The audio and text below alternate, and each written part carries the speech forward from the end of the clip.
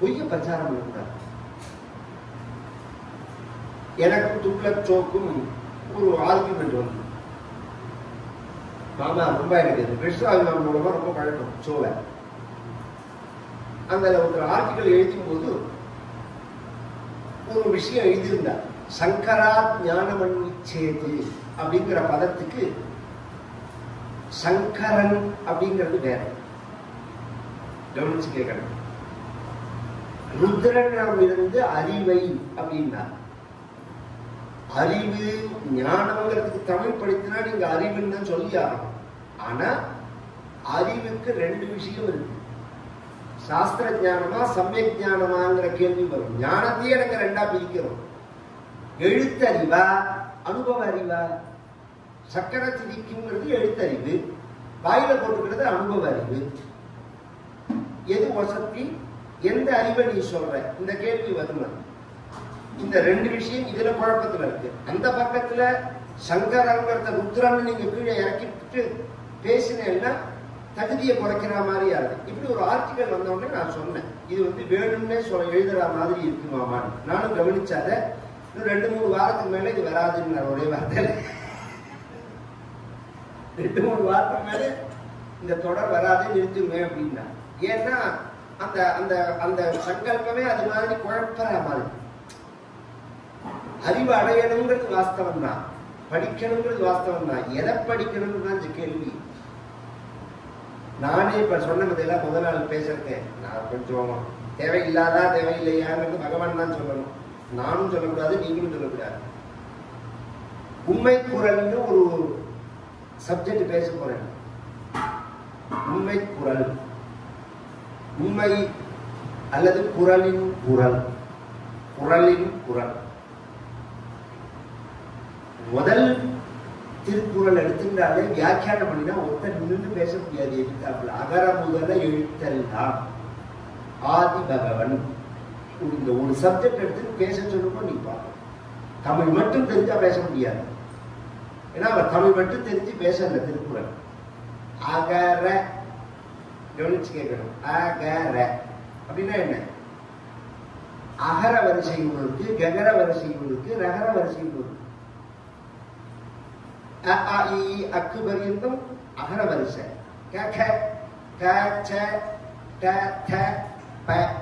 இது ககர வரிசை. அதுக்கு அடுத்த வரிசை. இது எழுத்தோட வரிசைகளை குறிக்கிறது.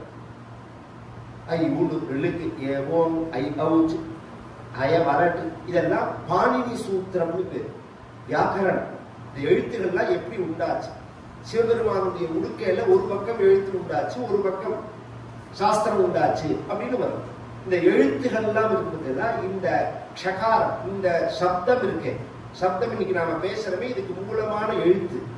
இந்த எழுத்து அக்ஷராதிகள் எல்லாமே பகவத் சொரூபம் அல்லது அப்படின்னாலே பகவான் அர்த்தம் சாஸ்திரங்கள்ல. அதனாலதான் அநாதேன்னு சொல்லுவா.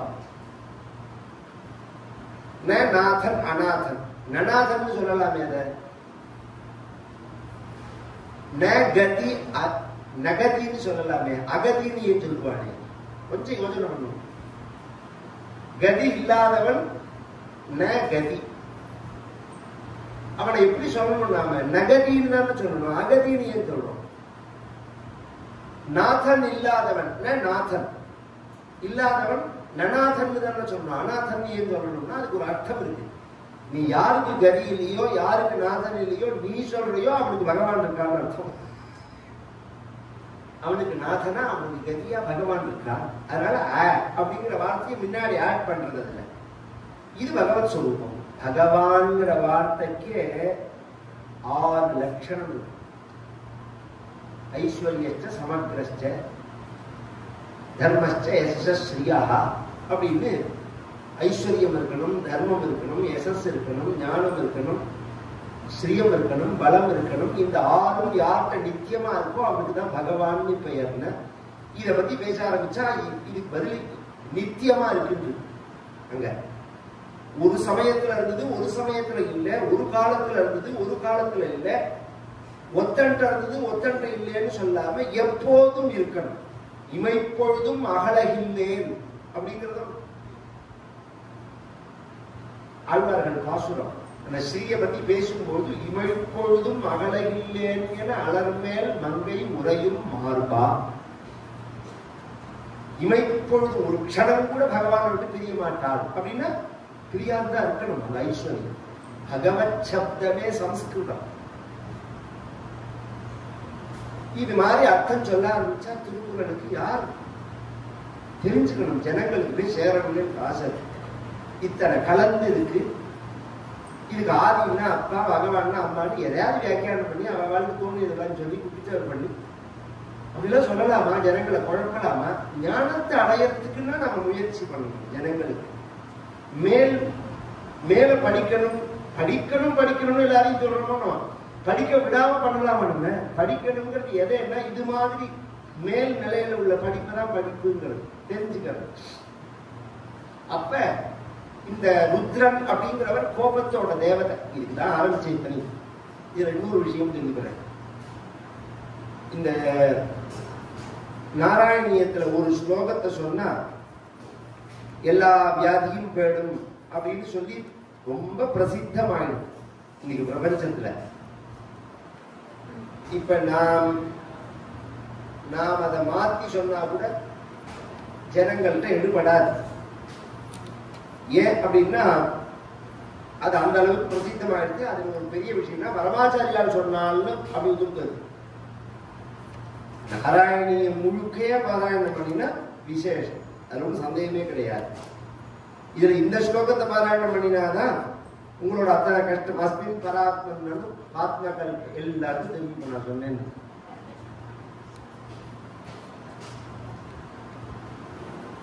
அதுவும் பிரத்யேகமா கேன்சர் போறதுக்காக உள்ள மந்திரம் அது அப்படின்னு சொல்றாங்க. அது இல்ல கேன்சர் போறதுக்குள்ள மந்திரம். சத்தியத்தை சொல்லிட்டு போறேன். நம்புறது நம்பாவது ஃபாலோ பண்றது ஒரு விஷயம். இந்த ருத்ரனை சிருஷ்டி பண்ண சொன்னாலும் பிரம்மா சிருஷ்டி பண்ணினாலும் அவரை விட்டு சிருஷ்டி பண்ண சொன்னான். பிரம்மா சிருஷ்டி பண்ணினா ஒரு ஆர்டர் இல்லாம அன்னீவனா ஈவன் இல்லாம சிருஷ்டி பண்ணினாரு. ருத்ராபிசிருஷ்ட பயதா கிருதி ருத்ர சங்க சம்பூரியமான புவனத்ரய பீத சேதாஹ மாமா பிரஜா ஸ்ருஜத தபஸ்சர மங்களாயேதி ஆச்சஷ்டதம் கமலபூஹு பவதீரிதாத்மா. இதுதான் கேன்சர் போக்குற மந்திரம். இந்த மந்திரம் தான் கேன்சர் போக்குற மந்திரம். எப்படின்னு சொல்லணும். கேன்சர்ங்கிறது ஒரு வியாதி, வெளியிலேருந்து வர வியாதி. உங்களோட செல்லு அன்னீவனா சிருஷ்டியா இருக்குதான் கேன்சர்னு பேர். நம்ம செல்லு இப்படிதான் சிருஷ்டியாகணும். நகம் இந்த அளவு தான் வளரணும், விரல் இந்த நீளம் தான் இருக்கணும், கை இப்படிதான் இருக்கணும், இதுக்கு மேல ஒரு முந்து வரக்கூடாது. இப்படிங்கிறத இந்த ப்ரோக்ராம் எங்க இருக்கு? நம்ம கிட்ட மூளையில இருக்கு. இந்த மூளைங்கிறது பிரம்மா. திரும்ப திரும்ப சொல்றேன். சாஸ்திரங்கள்ல மகத்து அப்படின்னு சொன்னா பிரம்ம தத்துவத்தை தான் புத்திங்கிறது. புத்தி தத்துவம்னு பேரு. பகவான் புத்தியா இருக்கானா ஹிருதயத்துல இருக்கானா? அடுத்த கேள்வி கேட்கிறேன். புத்தியை கொடுக்கிறானே தவிர பகவான் இருக்கிறது ஹிருதயத்துல தான். அதுக்கு அது அடுத்த திருஷ்டாந்தம் சொல்றேன். இந்த ஆக்சிடென்ட்ல மூலச்சாவுன்னு அடையறாங்கிற உடம்பு உறுப்புகள் முழுக்க வேலை செய்யாம போறது. அதுல ஹார்ட் மட்டும் எப்படி வேலை செய்யறது? உடம்பு உறுப்புகள் முழுக்க வேலை செய்யாம போயிடுது. ஹார்ட் மட்டும் எப்படி வேலை செய்யறது? யாராவது யோசனை பண்ணும். இது மூளைக்கு கீழே கிடையாது. அதான் என்னோட விஷயம். இந்த ஹார்ட் மூளைக்கு கீழே கிடையாது, அது தனி செக்ஷன். அதனால அவன் செத்து போயிட்டான்னு சொல்லக்கூடாது. திரும்பி இதை கலப்பி விட்டாலும் உண்டு. இது ஒரு பக்கம் இருக்கட்டும். அப்படியே பகவான் சொல்லும் போது தன்னை எங்க இருக்கேன்னு சொல்றான்னா ஹிருதேச அர்ஜுன திஷ்டதி, நான் ஹிருதயத்தில் இருக்கேன்னு தான் பகவான் சொல்றானே தவிர புத்திய கொடுப்பேன்னு தான் பகவான் சொல்றான். பகவான் இருக்கிறது ஹிருதய கமலம். பிரம்மாவோட சொரூபம் புத்தி. இந்த புத்தி உடம்பு முழுக்க கண்ட்ரோல் பண்ணினாலும் ஹார்ட் இல்லைன்னா உடம்புக்கு சக்தி கிடைக்காது. ஆனா ஹார்ட் கண்ட்ரோல் பண்ணல. கவனிச்சு கேட்கணும். புத்தி தான் கண்ட்ரோல் பண்றது. ஆனா அந்த புத்திக்கும் சக்தியை கொடுக்கிறது ஹார்ட் தான். சாஸ்திரம் தான். சாஸ்திர திருஷ்டியோட பார்த்தாதான் இன்னைக்குள்ள சயின்ஸோட முடிவு. இன்னும் நிறைய இருக்கு. நான் சொல்ல போனேன்னா இன்னும் கண்டுபிடிக்காத விஷயங்கள் நிறைய இருக்கு இதுல. இந்த புத்தியான பிரம்மா ருத்ரனை பார்த்து சிருஷ்டி பண்ணாதே அப்படின்னு சொன்னார்னா என்ன அர்த்தம்னா, அந்நியவனா சிருஷ்டி பண்ணதுனால பண்ணாதேன்னு. பிரம்மாவோட கட்டுப்பாடு இல்லாத போது மூளையினுடைய கட்டுப்பாடை எப்ப இழக்கிறதோ அப்ப செல் அந்நியவனா. மூளை கட்டுப்பாடுக்குள்ள வந்துடுத்துன்னு வச்சுக்கோங்க, அந்த செல்லை இதுவே அழிச்சும். இன்னைக்கு சமீபத்துல ஒரு நோபல் பரிசு கொடுத்தா வந்திருக்கு ஜப்பான்காரர்களுக்கு. எதுக்காக கொடுத்தா தெரியுமா? உபவாசம் இருந்தா கேன்சர் குணமாகும்னு அவ ஒரு ஆர்டிகல் சப்மிட் பண்ணிருக்கா. அதுக்காக பொழுது முடிஞ்சா நாங்களே அதுதானே சொல்றோம். நாங்க சாஸ்திரங்கள்ல சொல்லும் போது 46 வயசுல இருந்து 100 வயசு வரையும் ஒரு குறிப்பிட்ட காலம் சைக்கிளை சொல்லிட்டே இருக்கோம். நாங்க செல் உற்பத்தி, கேன்சர் செல் உற்பத்தி, எல்லாருக்கும் கேன்சர் செல் உண்டு. பயந்துபடாதீங்க. உடனே எல்லா உடம்புலையும் கேன்சர் செல் வரும். ஆனா இந்த இது வர காலத்தை ரிஷிகள் சொல்றா 46, 54, 60, 61, 70, 82, 90, 96, 100. இப்பெல்லாம் சாந்தி பண்ணிக்கணும்னு. இது எப்பெல்லாம் உற்பத்தி ஆகும்னு இந்த சைக்கிள் ஜெனடிக்ல கண்டுபிடிச்சிருக்காங்களோ அப்பெல்லாம் ஒரு சாந்தி. அதான் பீம சாந்தின்னும், பீமரத சாந்தின்னும், உக்ரரத சாந்தின்னும், சட்டத்தை முக்தின்னும் சதா. நான் அதெல்லாம் பண்ணிக்கவே மாட்டேன். போய யார் வேண்டான்னு இந்த சாந்தின்னே சொல்றோம். குறிப்பிட்டு நாங்க இது மாதிரி ப்ராப்ளம் வருங்கிறதுக்காக ரிஷிகளே பண்ண சொல்லிருக்காங்க.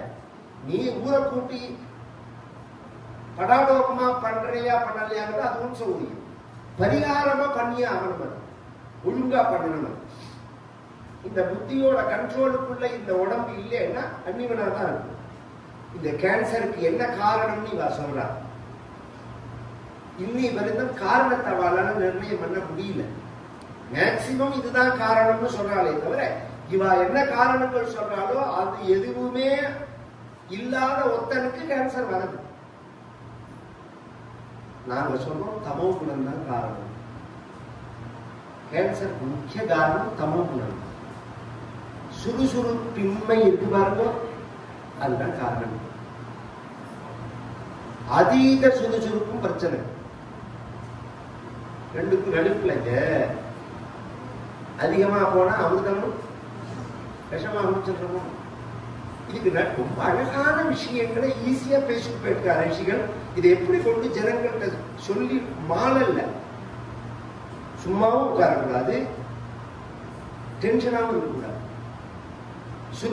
ஞானானந்த சுவாமிகள் அபூர்வமா ஒரு விஷயம் சொல்லுவாரு. சுறுசுறுப்பா இரு, படபடப்பா இருக்காதே பாருங்க. இந்த விஷயத்தையே சுறுசுறுப்பா இரு, படபடப்பா இருக்காது. கருணையா இரு, ஏமாளியா இருக்காது. இது மாதிரி 10-15 விஷயம் சொல்லுவார் ஞானானந்த சுவாமிகள். தகவல் போய் பார்த்தா எழுதி போட்டுப்பாங்க. இதெல்லாம் நம்ம தெரிஞ்சுக்க வேண்டிய விஷயம். சுறுசுறுப்பா இருக்கணும், ஏன்னா படபடப்பா இருக்கக்கூடாது. இந்த தமோ குணத்தினால உண்டாரதை தடுத்துட்டார். இப்ப சத்வகுணம் தமோ, ரஜோகுணம் தமோ குணம், இதுதான் சிருஷ்டிக்கு முக்கிய காரணம். சத்வகுணத்தினால சிருஷ்டி ஆகல, தமோ குணத்தினால அந்நியமனா சிருஷ்டி ஆகுது. அப்ப சத்வகுணத்திலேருந்து ஒரு பகுதி, ரஜோகுணத்திலேருந்து ஒரு தமோ குணத்திலேருந்து ஒரு பகுதி எடுத்து மிக்ஸ் பண்ண உடனே ரஜோகுணம்னு வருது. அதுதான் ஈவனா சிருஷ்டிக்கு காரணமா இருக்கு. மரீச்சி, அத்ரி, அங்கிரசர், புலஸ்தியர், புலகர், கிருது, புரு, வசிஷ்டர், தட்சர் அல்லது அதர்வா, கர்த்தவர், நாரதர் இவெல்லாம் அந்த சிருஷ்டி பண்ணுவாங்க ரஜோகுணத்துல. இவர்களுக்கெல்லாம் பிரஜாபதிகள்னு பேர். நவ பிரஜாபதிகள். பிரஜைகளை சிருஷ்டி பண்றதுக்கு மூலமா உள்ள சீடவா. இவாழ்டேந்து வந்தவா தான் நாமெல்லாம். ஒரு சைடு இவா, இன்னொரு சைடு யாருன்னு சொல்றேன். இவாதான் சீடு, ஒரிஜினல் சீடு. இவர்களை எப்படி சிருஷ்டி பண்ணினார் பிரம்மாங்கிறது தான் ஆச்சரியம். பூர்வத்திலேருந்து ஒருத்தரை சிருஷ்டி பண்ணினார், நெத்தியிலேருந்து ஒருத்தரை சிருஷ்டி பண்ணினார், கண்ணத்திலேருந்து ஒருத்தரை சிருஷ்டி பண்ணினார், தோல்லேருந்து ஒருத்தரை சிருஷ்டி பண்ணினார், கையிலேருந்து ஒருத்தரை சிருஷ்டி பண்ணினார். பாகவதத்துல இருக்கு, அப்படியே அப்படியே இருக்கு. இன்னைக்கு குளோனிங் முறைன்னு சொல்றாலும் அதை ஈஸியா சொல்லிட்டு போகும். ஆனா அதுல என்ன ப்ராப்ளம்னா அதுலயும் சைக்கிளிங் இல்லை, ஈவனா சைக்கிளிங் இல்லை. அப்படின்னு உடனே தன் உடம்பையே ரெண்டா பிரிச்சிருந்தார் பிரம்மா. மனு அப்படின்னு சதரூபே அப்படின்னு பெயர், ஆணும் பெண்ணாகுமாவே உண்டு பண்றார். இது இந்த ஆணுக்கு 22-25 வயசு, பெண்ணுக்கு 20 வயசு மதிப்புல. அதுல இருந்து சிருஷ்டியார் இந்த உலகத்துக்கு. அவர் சிருஷ்டியான பிறந்தான் பூமியை கொடுக்கிறார் அவர்கிட்ட. இந்த பூமி இதுவரைக்கும் சத்தியலோகத்துலதான் இந்த காரியங்கள்லாம் நடக்கிறது. இந்த பூமிக்கு வந்த முதல் ஆள் யாருன்னா மனுதான். அவர்கிட்ட நாம வந்ததுனாலதான் நமக்கெல்லாம் மனிதர்கள்னு பெயர். உலகம் முழுக்க மனிதர்களை குறிக்கிற வார்த்தை எந்த மொழியா இருந்தாலும் அது எம்மளதான் இருக்கும். கவனிச்செல்லாம் தெரியும். மனுஷன், மனிதன், மேன். நீங்க எனக்கு தெரியல, அதுக்கு மேல பாஷை தெரியல, நீங்க எந்த பாஷையை வேணாலும் எடுத்துக்கோங்க.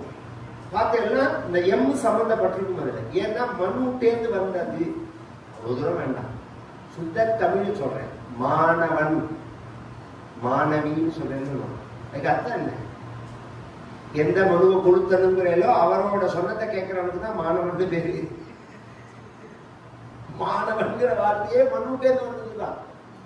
மாணவிங்கிற வார்த்தையே மனுவோட கனெக்ஷன் உள்ள வார்த்தை தான். அதுக்கு அர்த்தம் சொல்லுங்களே, ரூட் சொல்லணும். பேசினா ஆர்கியூமெண்ட்னா புத்திபூர்வமா ஆர்கியூமெண்ட் பண்ணணும். கத்தரத்தினாலேயோ சண்டை போடுறதுனாலேயோ புத்திசாலின்னு ஆயிடாரு. ஆர்கியூமெண்ட் பண்ணும்போது ஆதாரங்களை எடுத்து வைக்கணும். அது ஒத்துக்கிற மாதிரி இருக்கணும், பொய்யா இருக்கக்கூடாது. நீங்க பாட்டுக்கு போற போக்குல கொடுத்து போட்டு எதையாவது 4396 பக்கத்துல 7வது வரிசையிலன்னு சொல்லிட்டு போனா அப்படி ஒரு புத்தகம் இருக்கா இல்லையானே அவனுக்கு தெரியும். அது மாதிரி பேசிட்டு போக கூடாது, பிரமாணத்தோட பேசணும். இந்த மனுவோட வம்சம் முக்கியமானது. இந்த மனுவுக்கு 3 பெண்ணு 2 பையன். ஆபூதி, தேவஹூதி, பிரசூதின்னு 3 பெண்ணு. பிரியவர்தன், உத்தானபாதன் 2 பையன். இந்த ஆபூதிங்கிற பெண்ணை ருச்சி அப்படிங்கிற மகரிஷிக்கு கல்யாணம் பண்ணி கொடுத்தா. தேவஹூதிங்கிற பெண்ணை கர்தமரங்கிற ஒரு கல்யாணம் பண்ணி கொடுத்தா. அவர்களுக்கு 9 பெண் குழந்தைகள் பிறந்தது. அனசூய முதலிய 9 பெண் குழந்தைகள். அது அத்திரி மகரிஷி 9 மகரிஷிகளுக்கு கல்யாணம் பண்ணி கொடுத்தா. இந்த பெண்ணை மரீச்சி, அத்திரி, அங்கிரசர் எல்லாம் சொல்ற பார்த்தீங்களா, மரீச்சிக்கெல்லாம் கல்யாணம் பண்ணி கொடுத்ததுலாம் இவா பொண்ணதான் வரிசையா. பிரசூதின்னு 3வது, அத தட்சனுக்கு கல்யாணம் பண்ணி கொடுத்தார். இந்த 9 10வதா உள்ளவன் தட்சன், இல்ல 9வதாவும் எடுத்துக்கலாம். அதர்வாவா தட்சணாங்கிறது 2 கணக்கும் இருக்கு. அந்த தட்சனுக்கு கல்யாணம் பண்ணி கொடுத்தா அவனுக்கு 16 பெண்கள் பிறந்தது. அந்த 16 பெண்களை 13 பெண்களை தர்மதேவதைக்கு கல்யாணம் பண்ணி கொடுத்தா. சுவாகாங்கிற 14வது பெண்ணை அக்னி பகவானுக்கு கல்யாணம் பண்ணி கொடுத்தா. ஸ்வதாங்கிற 15வது பெண்ணை பிதர்களுக்கு கல்யாணம் பண்ணி கொடுத்தா. சதி அல்லது தாட்சாயணின்னு பேர் உள்ள 16வது பெண்ணை சிவபெருமானுக்கு கல்யாணம் பண்ணி கொடுத்தா. இதான் 3 பெண்ணு கதை. பிரியவர்தன், உத்தானபாதன் 2 பையன். இந்த உத்தானபாதனுக்கு 2 மனைவி. அந்த முதல் மனைவிக்கு பிறந்தவர் துருவர், அவரை பிடிச்சது ஒரு கதை வரும். பிரியவர்தனுக்கு ஆக்னீந்திரன், ஆக்னீந்திரனுக்கு நாபி, நாபிங்கிறவனுக்கு ரிஷபதேவர் பகவான் அவதாரம் பண்றான். இதுல ஒரு ஆச்சரியம் என்னன்னா, இப்ப நான் சொன்னேன் பாருங்க மனு, இந்த மனுவே பகவானுடைய அவதாரம். 24 அவதாரத்துல ஒரு அவதாரம். ஃபர்ஸ்ட் இந்த மனுவுக்கு 3 பொண்ணு 2 பையன்னு சொன்னேன் பாருங்க. இந்த 5 பேர்கிட்டையும் பகவான் வந்து பிறந்திருக்கான். ஆகூதிக்கும் ருச்சிக்கும் பகவான் வந்து பிறந்தது யஜ்ஞ நாராயணன் பேரு அந்த அவதாரம். தேவஹூதிக்கும் கர்தமருக்கும் பிறந்த அவதாரத்துக்கு கபில வாசுதேவர்னு பேரு. பிரசூதிக்கும் தட்சனுக்கும் நேரடியா பொருட்கள் பகவான், ஏன்னா தட்சன் அசத்து. அதனால என்ன பண்ணிட்டா, அந்த 13 பெண்ணை தர்மதேவதைக்கு கல்யாணம் பண்ணி கொடுத்தாங்க. அந்த 13 பெண்ணுல மூர்த்தின்னு ஒரு பெண்ணு, 13 பேர்ல மூர்த்தின்னு ஒரு பெண்ணு. அந்த மூர்த்திங்கிற பெண்ணுக்கு தான் பகவான் நரநாராயண அவதாரம் பண்றார். இது ஒரு பக்கம். 2 பையன் சொன்னேன், பிரியவரதன், உத்தானபாதன். இந்த பிரியவரதனுக்கு பகவான் அந்த வம்சத்துல ரிஷபரன்கிற தேவ பேர்ல அவதாரம் பண்றார், ரிஷபதேவரன் பேர். உத்தானபாதனுடைய வம்சத்துல துருவனுக்கு அப்புறம் அங்கன், வரிசையில வந்து அங்கன்னு ஒரு ராஜா வரும், அவனுக்கு வேணன்னு ஒரு புள்ள பிறப்பான், கெட்டவனா. அவன்கிட்டேருந்து ஒரு குழந்தை வந்து பிறக்கும், பிருத்துன்னு பேர்.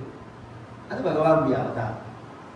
இப்படி 5 பேர்த்தையும் பகவானுடைய வம்சத்துல அவதாரம் உண்டு. இது சுருக்கமா உள்ளது. இப்ப இந்த 2வது பெண்ணு கதையை தான் எடுத்துன்னு போறான் பாகவதத்துல, அதைதான் எடுக்கிறான். ஏன்னா இந்த பாகவதம் வந்து சுகாச்சாரியார் பரீட்சித்துக்கு சொன்னார் அப்படின்னு பாகவதத்துல இருக்கு. சுகாச்சாரியார் சொல்லும் போது யார் யாருக்கு சொன்னதோ அதை நான் உனக்கு சொல்றேன்னு சொல்லிட்டு போறார். விதுரருக்கு மைத்ரேயர் சொன்ன கதையை உனக்கு சொல்றேன்னு தான் 3வது பார்ட் 4வது பார்ட் கதையை சொல்றதுனால அவர் என்ன சொன்னாரோ அதை சொல்லிட்டு போயிட்டார். அப்புறம் தான் 5வது பார்ட்ல இருந்து இவர் அபிப்பிராயத்துல சொல்றார். விதுரருக்கு மைத்ரேயர் சொன்னது தேவபூதியோட கதையை தான். தேவபூதிக்கு 9 பெண்ணு பிறந்து ஆண் மகன் இல்லைன்னு ஒண்ணு பகவானை பிரார்த்திச்சு பகவான் வந்து பிறக்கிறான் கபில வாசுதேவனாக. அந்த கபில வாசுதேவனுக்கு உபநயனங்கள்லாம் பண்ணி வச்சு இவ ஆசிரமத்துல இருக்கா. இன்னொரு ஆச்சரியம் என்னன்னா ஜெகத் பெருசாயிடும். கல்யாணம் பெருசாயிடும். மரீச்சிக்கு ஒரு புத்திரன் கஷ்யபர்னு பேரு. கஷ்யபருக்கு 2 மனைவி, திதி அதிதி. இந்த சனகாதிகள் ஒரு சமயம் தேவலோகம் போனார்கள், வைகுண்டம் போனார்கள். வாசல்ல இருந்த ஜெய விஜயர்கள் துவாரபாலகர் அவர்கள் இவர்களை தடுக்கிறதுனால கோபப்பட்டு சபிக்க 3 ஜென்மா பாபிஷ்டாம் ஆசுரியும் யோனி, அசுர யோனியில பிறக்க கிடவது அப்படின்னு சபிச்சுட்டார். அசுரர்கள் அப்படின்னு ஒரு ஜாதி கிடையாது. நான் முதலே சொல்லலையா, இது எல்லாமே குணத்தினால வருது. அசுரம்னா இந்திரியங்கள்னு அர்த்தம். இந்திரியங்களை யார் புலன்களை யார் திருப்தி பண்ணி அதுக்காகவே வாழறானோ அசுரன். மனசு விருப்பப்பட்டபடியெல்லாம் வாழறவனுக்கு அசுரன். அதர்மமா தர்மமானு தெரியாதபடிக்கு நடப்பான். புத்தின்னு ஒன்று கொடுத்துட்டாலும் மேல வருவான். அப்படி இருந்தாலும் இது ரைட்டு, இது தப்பு, இதை செய்யலாம், இதை செய்யக்கூடாது அப்படின்னு நம்ம மனசாட்சி ஒன்று சொல்றதை ஒருத்தருக்கு 100 சொல்லி கொடுக்கணுங்கிற அவசியமே கிடையாது. உள்ள மனசாட்சியா இருந்து பகவான் சொல்றான். அதையும் மீறி செஞ்சா அசுரன், அதுக்கு கட்டுப்பட்டா தேவன். கட்டுப்பட்டு நடந்தா தப்பே செய்யாம இருந்தா, கட்டுப்பட்டு நடந்தா மனுஷன், தப்பே செய்யாம இருந்தா தேவன். இதுதான் அடிப்படை. இந்த ஜெயவிஜயர்கள் வந்து கஷ்யபருக்கும் அதிதிக்கும் திதிக்கும் குழந்தையாக பிறக்கிறார்கள். இரண்யாட்சன் இரண்யகசிபு. அதுல மூத்தவன் இரண்யகசிபு, 2வது இரண்யாட்சன். இந்த யவள கர்ப்பம்னு பேர். இப்ப ஒரு நாய்க்கு 12 குட்டி பிறந்ததுன்னா அண்ணா தம்பி கணக்கு பார்க்க வேண்டாம். ஒரு மனுஷனுக்கு பிறந்தா எப்படி கணக்கு பார்க்கணும்? யார் அண்ணா யார் தம்பி, எது ஃபர்ஸ்ட் எது செகண்ட் பிறக்கிறத வச்சுன்னு சொல்லக்கூடாதுன்னு சாஸ்திரம்.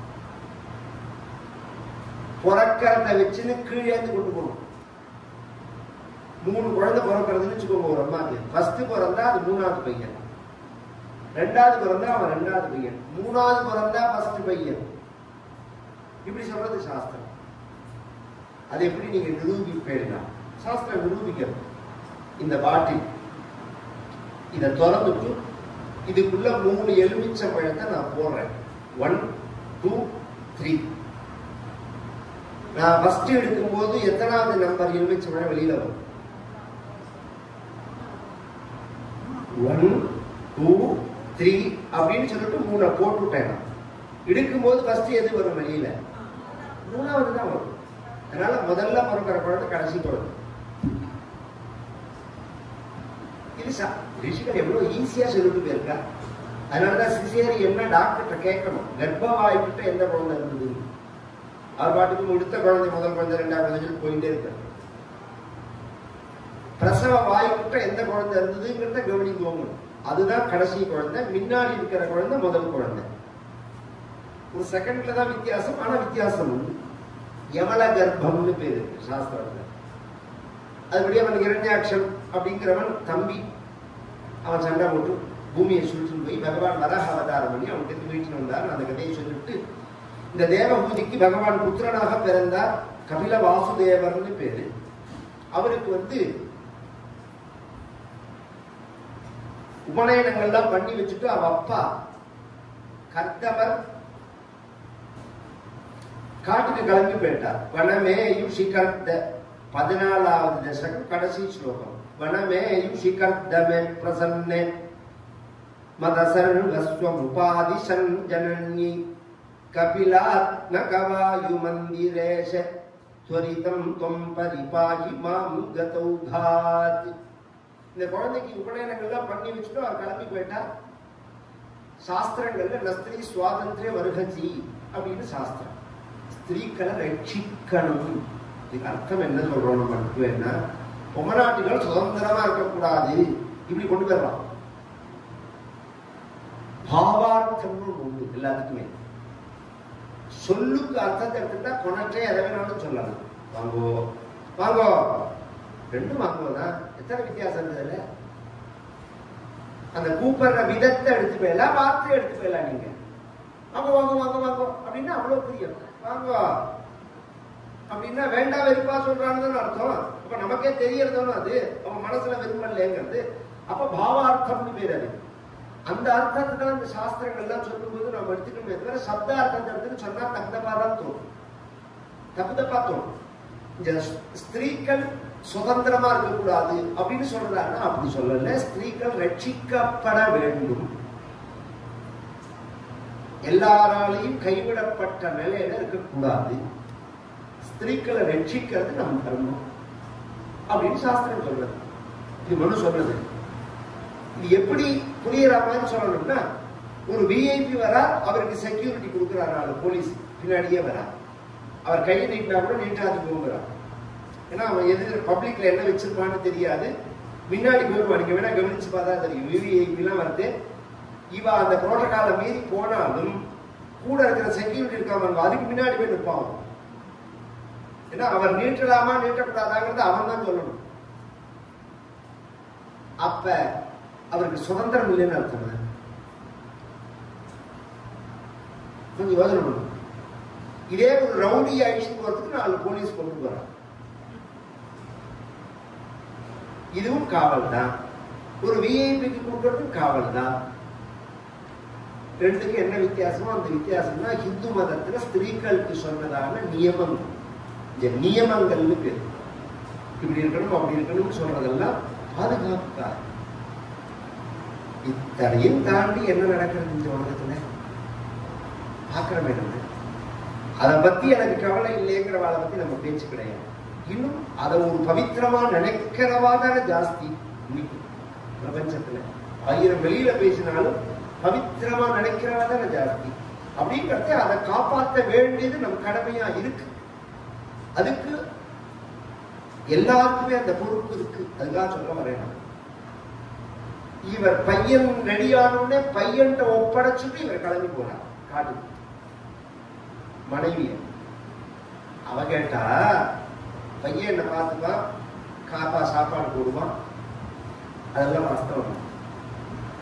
பாபத்துல பெரிய பாபம்னு சொல்லும் போது சாவித்திரி ரொம்ப அபூர்வமான தேசத்துல இருக்கு. பார்க்கணும், பவித்திரமான தேசம். சாவித்திரிக்கு கல்யாணம் பண்ணணும். சாவித்திரி சென்று எல்லாருக்குமே தெரியும். சாவித்திரிக்கு கல்யாணம் பண்ணணும் அப்படிங்கிற காலம் வரத்தே நாரதர் வர. அஸ்வபதினு பேரு சாவித்திரியோட அப்பாவுக்கு பேரு. அவன் கவலையா இருந்தா நாரதர் கேட்டா, ஏன் கவலையா இருக்காய் அப்படின்னு கேட்டா, பொண்ணுக்கு கல்யாணம் பண்ணல அப்படின்னு சொன்னான். இதுக்கு என்ன கவலைப்படுற? இன்னைக்கு யாருக்க எங்கிட்ட ஜாதகம் பார்க்க வரும். அத்தனை பேர் பிள்ளையா இருக்காரு. பிள்ளைய பெற்றவாரா 4 ஜாதகத்தை எடுத்துட்டு வந்து எல்லாம் மாமா பொருந்தி இருக்க. ஜாதகம்னா நான் பொருத்தெல்லாம் நான் பார்க்க மாட்டேன். அதுக்கும் உள்ள வேலை பார்க்க சொல்லுவேன். ஏன்னா அது வேற விஷயம். அதுக்குள்ள நான் போகல, விரும்பல.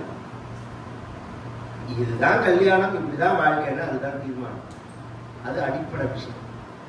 ஜாதகத்துல நிறைய மிஸ்டேக் வரது சான்ஸ் உண்டு. அதனால ஈஸ்வர சங்கல்பம் பந்துஷீல லட்சண சம்பன்னா வரோகா உபயச்சேதா, சகோத்திரம் இல்லாம உள்ள பொண்ணை பண்ணு அப்படின்னு சாஸ்திரம் ஒரே வார்த்தையில முடிச்சுட்டு, இந்த நட்சத்திர பொருத்தம் கூட கிடையாது. நட்சத்திர பொருத்தம் பார்க்கலாம் பார்க்க வேண்டாம். ஏன் பார்க்க வேண்டாம்னா, 10 பொருத்தம்னு சொல்றீங்க நீங்க.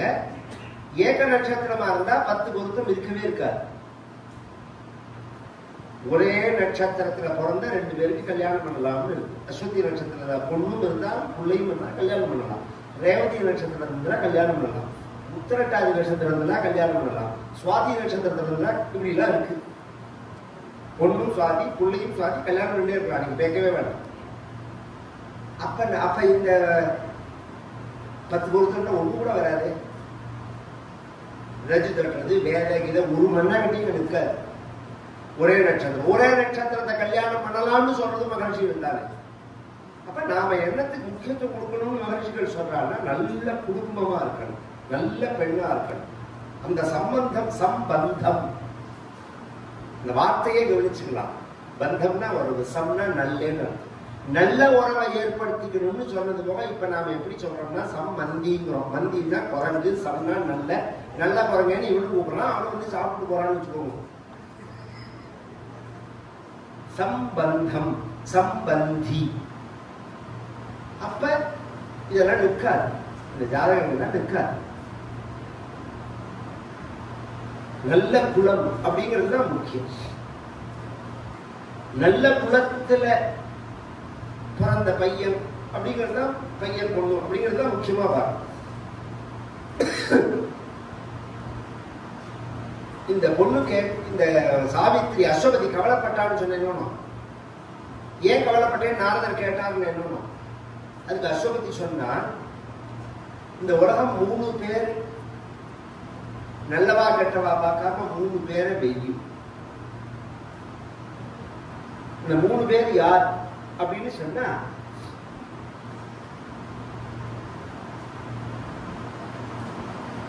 நல்ல குணவதியான பெண்ணை தியாகம் பண்ற கணவன்.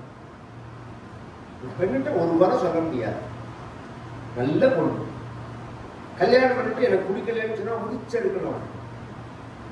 முடிச்செடுக்கணும். அது மாதிரி அப்பா காலத்துக்கு அப்புறம் அம்மாவை கைவிடுற புள்ள.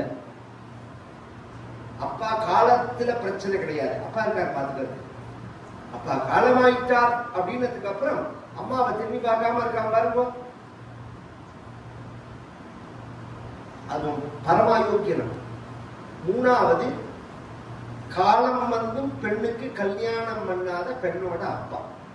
இந்த 3 பேரும் உலகம் தூத்தப்படும். 3 பேரையும் உலகம் தூத்துங்கிற மகாபாரதத்துல நல்ல பெண்ணை கல்யாணம் பண்ணி கைவிடுற கணவன், அம்மாவை அப்பா இல்லாத போது அம்மாவை ரட்சிக்காத புள்ள, கல்யாண காலம் வந்து பெண்ணுக்கு கல்யாணம் பண்ணாத அப்பா.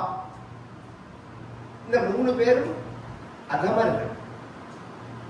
இப்ப ரட்சிக்கிறதுக்கு இந்த பையன் இருக்கா, வாஸ்தவம் தான். ஆனா நான் உங்களை கல்யாணம் பண்ணிட்டது வெறும் ரட்சிக்காக மட்டும் இல்லை. தேவகூதி சொல்றாள், எனக்கு ஞானம் வேணும்னு தான் நான் உங்களை கல்யாணம் பண்ணிட்டேன். ஒரு ஞானியை கல்யாணம் பண்ணி உபதேசத்தை அடையணும்னு நினைச்சேன். எனக்கு ஞானத்தை யார் சொல்லுவா? நீங்க போனா பையன் சொல்லுவான். அந்த ஞானத்தையும் பையன் உபதேசம் பண்ணுவான் அப்படின்னு சொல்ல போன கொஞ்ச நாள் ஆச்சு. இவரும் பேசாம இருக்கா, அவரும் பேசாம இருக்கா. ஒரு நாளைக்கு கபிலர் 7 வயசு தான் அவருக்கு. கார்த்தால வேலைகள்ல தியானத்துல இருக்கா.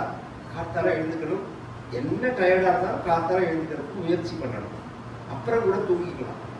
இந்த பிராமண முகூர்த்தத்துல முயற்சிக்கணும் அப்படிங்கிற அபியாசத்தை வச்சுக்கணும். அது ஒரு வகையில வெற்றியை கொடுக்கும் வாழ்க்கையில. எழுந்து ஸ்நானம் பண்ணிட்டு வழிபாட பண்ணிட்டு ஒரு டிபனை சாப்பிட்டு கூட நீங்க தூங்கலாம், அது தப்பே கிடையாது. இவர் எழுந்து தியானம் பண்ணிட்டு இருக்கா. தேவகூதி வந்து நமஸ்காரம் பண்றார். யாருக்கு? பிள்ளைக்கு. ஏன்னா இந்த பிள்ளை யாருன்னு அவருக்கு தெரியும், பகவான்னு தெரியும். பகவான்கிற மனசுல வச்சுதான் நமஸ்காரம் பண்றா. ஆனா கர்த்தவர் அவள் பகவான் நினைச்சாலும் இவர் அந்த பாவத்துல பார்க்கல, அம்மான்னு கூட்டார். ஏன் அப்படின்னா பகவான்னு தெரிஞ்சு அந்த பாவத்துல வழிபடுறவா உலகத்துல கோடி பேர் கிடைப்பா. பகவானுக்கு அம்மா கிடைக்க மாட்டார். பகவானுக்கு அம்மா கிடைக்க மாட்டார். அதனால அம்மா என்னம்மா, எதுக்குமா, எனக்கு ஞானத்தை உபதேசம் பண்ணுவாயின்னு அப்பா சொன்னாரே, நீ பண்ணலையே, எனக்கு நீ கேட்கலையே. தத்விதி பிரணிபாதேன பரிப்பிரஷ்னேன சேவையா உபதேக்ஷந்தி தேஜானம் ஞானினஸ் தத்துவதரிசினா அப்படிங்கிறான் பகவான் பகவத்கீதையில. உடனே பிரித்து கொடுக்கறதுக்கு இது என்ன சாமான் மளிகை கிடையாது. சாதன சதுஷ்டயம் முதல்ல இருக்கான்னு பார்க்க வேண்டாமா, சித்திச்சிருக்கான்னு பார்க்க வேண்டாமா, அவன் தகுந்த அதிகாரியான்னு பார்க்க வேண்டாமா, போற வரவங்களுக்கெல்லாம் உபனிஷத்தை சொல்றதுக்கு இது என்ன அவ்வளவு மலிவான கூடாது. முதல்ல அவனுக்கு புரிய வேண்டாமா, அந்த தகுதி வர வேண்டாமா? நம்ம உபதேசம் பண்றோங்கிற ரீதியில அவன் பண்ற தர்மத்தை விட்டு வந்துட்டான்னா அந்த சமூகத்துக்கு ஒரு பெரிய அடைச்சல பண்ற மாதிரி ஆயிடும். இது மாதிரி வேதாந்த கிளாஸ் எல்லாம் பண்றேன்னு ஆரம்பிச்சு அவன் என்ன பண்றான், சார்த்தம் பண்ண மாட்டேங்கிறான், கல்யாணம் பண்ணிக்க மாட்டேங்கிறான், இது வேண்டாம் அது வேண்டாங்கிறான், திங்கிறத மட்டும் நல்லா திங்குறான். அதுக்கு ஒன்றும் குறைச்சலே கிடையாது. அப்புறம் நீ என்ன உனக்கு வைராக்கியம், பொள்ளங்கா வைராக்கியம், இது என்னது பிரயோஜனம்? ஒன்னும் இருந்தா எல்லாத்திலையும் இருக்கணும். அதுக்கு தகுதியா இருந்தா அதுவே உன்னை கொண்டு விடும். இந்த சமூகத்துல நாம் வாழும் போது இந்த சமூகத்தினுடைய ஒரு நியமங்கள், வாழ்வியல் முறை இருக்கு பாருங்க, அதை குலைக்கிற மாதிரி காரியங்களை நம்ம பண்ணக்கூடாது. ஏன்னா நிம்மதி கெட்டுப்போம். இந்த பிரச்சனையே அதுதான். நீங்க ஒரு தப்பு பண்ணினா அந்த சங்கிலி தொடரால மற்ற வாழ்க்கைய நிம்மதி கெட்டுப்போம். யார் யாரோட வேணாலும் இருக்கலாம்னா உனக்கு வேணும். அப்புறம் எதுக்கு கல்யாணம் பண்ணிட்ட, கல்யாணம் பண்ணிக்காம இருந்துக்கலாம். அது மாதிரி கல்யாணம் பண்ணிட்டு கூட பண்ணா உன்னை கல்யாணம் பண்ண அந்த பொண்ணு நல்லவளா இருந்தான்னா அவன் சவிச்சு போக மாட்டாள. உனக்கு பிறக்கிற பிள்ளைக்கு இந்த புத்தி வருமா வராத? கொஞ்சம் யோசனை பண்ணணும் எல்லாத்தையுமே. அப்ப நம்ம இந்த சமூகத்தினுடைய வாழ்வியல் முறையில உள்ள நியமங்களை கெடுக்கிற மாதிரி உள்ள காரியங்களை பண்ணக்கூடாது.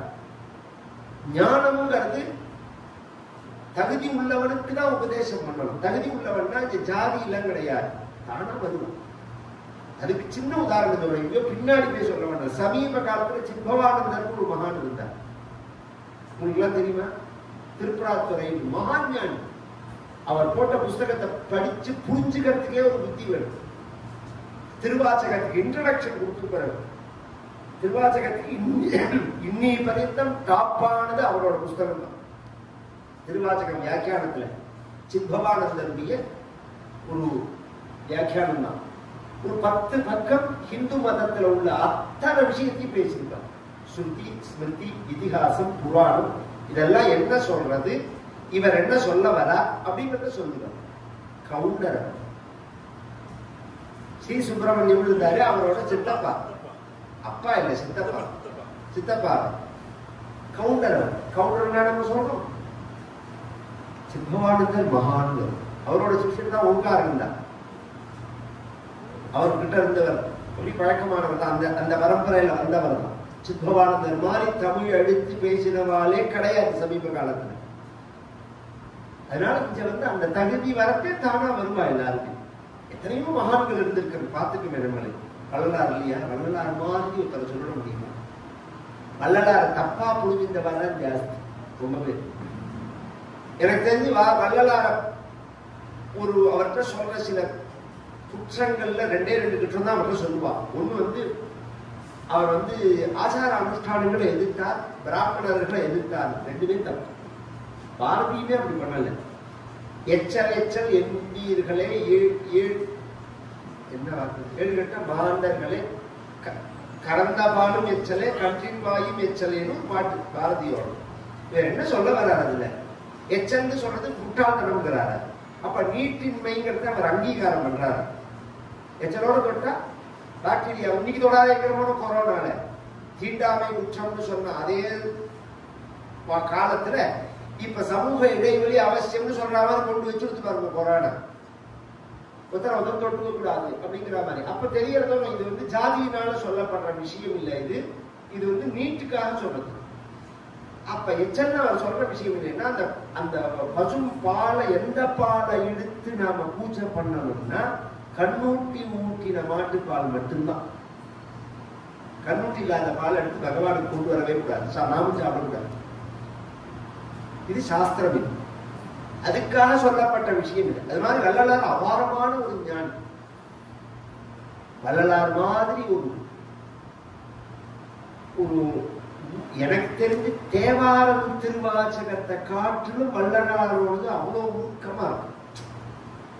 பெற்ற தாய் தன்னை மகன் மறந்தாலும் பிள்ளையை பெறும் தாய் மறந்தாலும் உற்ற தேகத்தை உயிர் மறந்தாலும் உயிரை மேவிய உடல் மறந்தாலும் கற்ற நெஞ்சகம் கலை மறந்தாலும் கண்கள் நின்று இமைப்பது மறந்தாலும் நற்றவர் உள்ளின்று ஓங்கும் நம சிவாயத்தை நான் மறவேனே.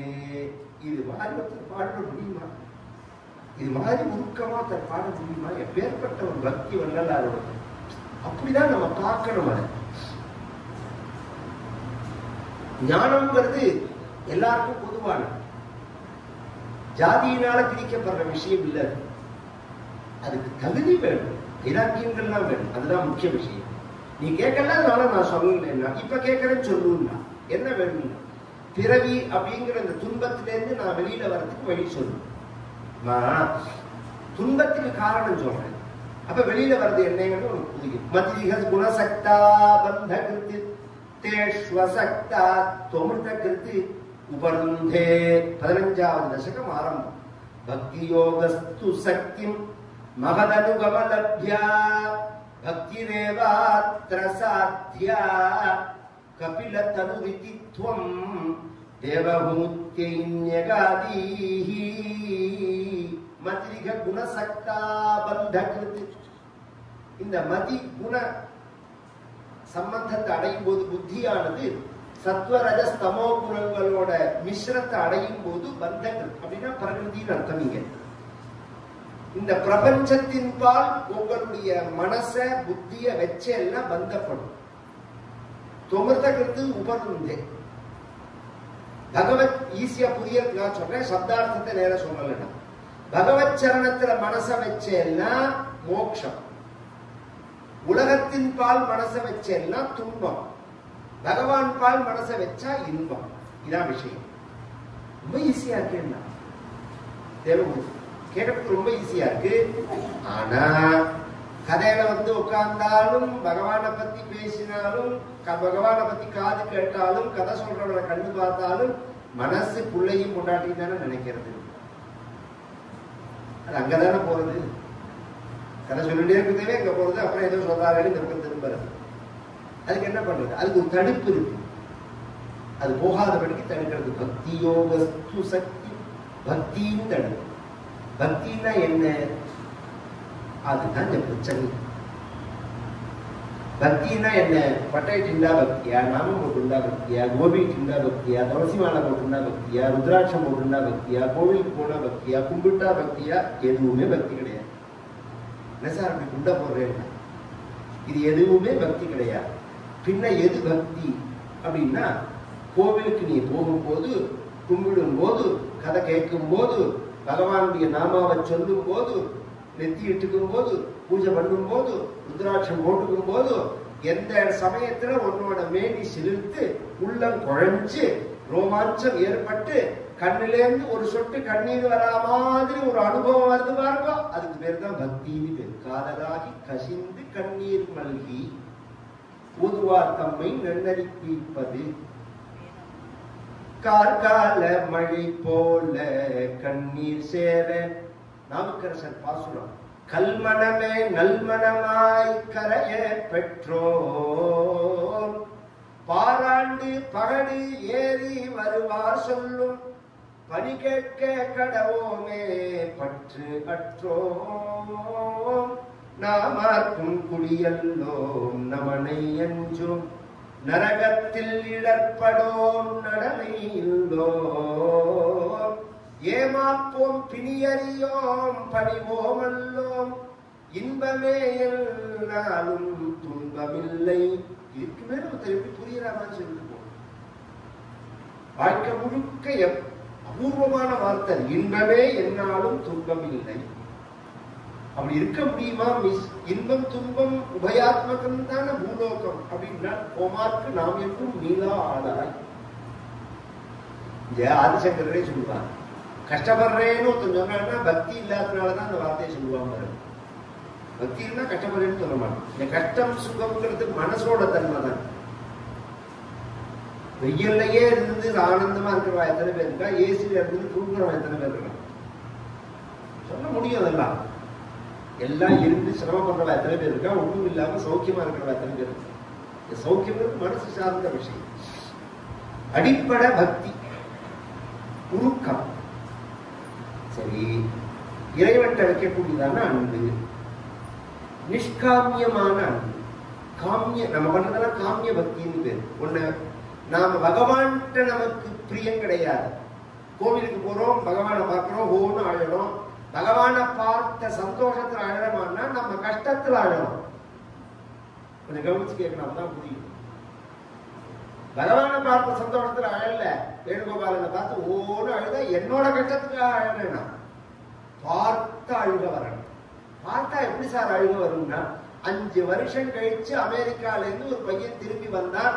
5 வருஷமா அவனை பார்க்காத அம்மா ஏர்போர்ட்ல பார்த்த உடனே ஓன்னு அழுதுண்டு அவனை கட்டிக்கிறாளே, அதுதான் பக்தின்னு பேரு, அதுதான் பிரேமேன்னு பேரு. அந்த பையன் வந்துட்டானே, அவனை கட்டின்னு அழறதுக்கு அங்க என்ன இருக்கு? ஒரு பிரயோஜனம் பண்ணணும். இத்தனை நாளா உன்னை நான் பார்க்காம இருந்துட்டேனேங்கிற எண்ணம் தானே அழுகையை வருது. அது மாதிரி இத்தனை நாளா நான் உங்ககிட்ட வராம இருந்துட்டேனே அப்படிங்கிற அந்த பகவானை பார்த்த உடனே இந்த உருக்கம் வரணும், பிரேமம் வரணும். இது எப்ப வரும் அப்படின்னா, அது மாதிரி உருக்கம் உள்ளவர்களோட பழகினாதான் வரும். மகதனுகமலப்யா பக்தி ரேவாத்ர சாத்யா கபில தனுரிதித்வம் தேவஹூத்யைன்யகாதி. இந்த பகவான் பக்தர்கள் பின்னாடி போகணும்னு சொல்லல, மகது அனுகமலப்யான்னா மகான்கள் பின்னாடி போகணும்னா, மகான்கள் பின்னாடி போகணும் அப்படின்னு உடனே யார் மகான்கள்னு கேட்டா அதுதான் இந்த பிரச்சனை. யார் சுவாமிஜி, யார் குருஜி, யார் ஆச்சாரியன், இன்னி வருது அந்த குழப்பம் இருக்கு ஜனங்களுக்கு. இவர் ஆச்சாரியனோ, இவனை சுவாமிஜின்னோ, இவரை குருஜின்னோ நினைச்சு பின்னாடி போயிட்டு 5 வருஷம் 10 வருஷம் கழிச்சு அவரோட அயோக்கியத்தனை வெளியில வந்த உடனே 10 வருஷம் வாழ்க்கை வேஸ்ட். அவன் எப்ப விட்டு போட்டான், தொலைஞ்சு போட்டான், அது விஷயமே இல்லை. அவனை ஃபாலோ பண்ணின 1000 பேரோட 10 வருஷம் வாழ்க்கை நாசமா போறது. ஒரு நிமிஷம் யோசனை பண்ணுவாங்க. அதை யாராவது அந்த ஆங்கிள் யோசனை பண்ணிருக்கல? அவனை உள்ள வைக்கிறோம், புதைக்கிறோம், அதெல்லாம் விஷயம் வேற. இந்த 1000 பேருக்கு 10 வருஷம் ஆன்மீக சாதனை நாசமா போயிடுது. நல்ல அதனாலதான் தத் விஜயானார்த்தம் சகா குருமேவ கச்சேத் அப்படின்னு சொன்னதோட உபநிஷத்து நிற்காம சமிப்பாணிகி ஸ்ரோத்ரியம் பிரம்மனிஷ்டம்ங்கிறது. இந்த தகுதி உள்ள குருட்ட தான் நீ போகணும். மேஜிக்கா பேசுறதுனால குருவாயிட முடியாது.